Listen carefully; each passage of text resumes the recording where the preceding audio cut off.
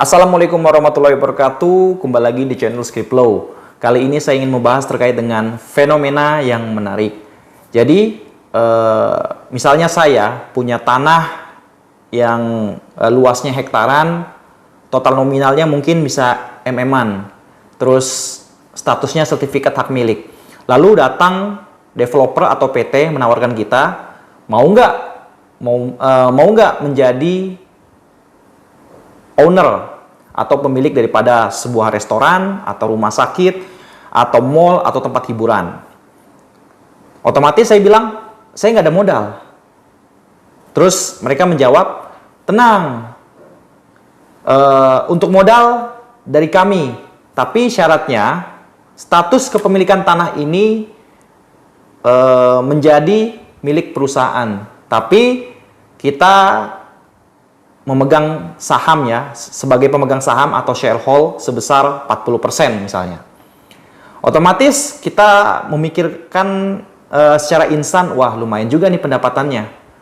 Pasti tergiur kan, dengan cepat, instan, memiliki sebuah restoran ataupun bangunan yang sangat mewah, tanpa memahami apa itu sharehold atau pemegang saham dan bagaimana mekanismenya.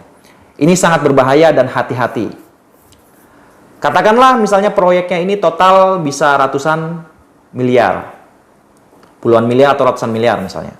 Terus di pertengahan proyek, developer tuh bilang, mohon maaf, ini ada salah perhitungan, ada biaya tak terduga, bahwa perlu ada pendanaan sekian. Ya kita bilang, wah kita nggak ada dong, kita nggak ada dana. Itu untuk dana, jangan khawatir.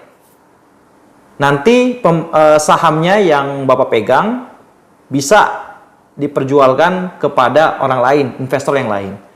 Akhirnya saham saya yang tadinya 40% itu dijual berapa puluh persen misalnya, sehingga tinggal 10%. Nah, tinggal 10% dan dananya ini untuk operasional daripada proyek ini. Nah, dari sini aja kita sudah buntung ya, udah bukan untung lagi. 10% katakanlah ya, itu syukur-syukur masih 10% ya. Bisa jadi lebih rendah daripada 10%. Uang yang kita dapat daripada aset kita dipergunakan untuk proyek mereka. Dan status kepemilikan mereka ya mayoritas, kita minoritas. Ya, tanah sudah dijual. Terus kita pemegang saham berkurang dan menjadi pemegang saham minoritas. Nah, otomatis apakah ini bisa dibilang scamming atau penipuan? Tentu tidak, karena secara keabsahan perjanjian sudah sah. Mekanismenya sudah benar, tidak bertentangan dengan hukum. Tapi secara moral ini adalah scamming. Ya, walaupun kita tidak boleh ya menjustifikasi, wah lu scamming nih, bisa saya jerat penipuan nih 378 KUHP lah, nggak bisa. Perjanjiannya sudah ditandatangani para pihak, sudah oke. Tapi karena dia tidak memahami bagaimana supaya ini bisa terjaga dan tidak merugikan kita, nah disitulah penyebabnya. Hati-hati ya.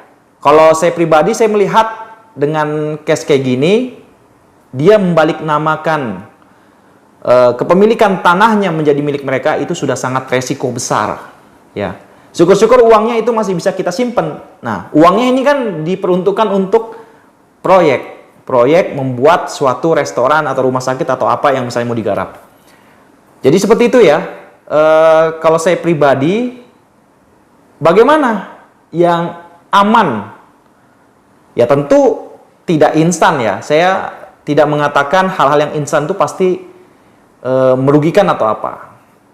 Tapi tetap sesuatu yang instan ini berbahaya untuk kita semua. Lebih baik pelan-pelan tapi aman daripada instan tapi tidak aman. Harusnya dia punya tanah ya. Kita misalnya udah punya tanah itu suatu langkah yang bagus.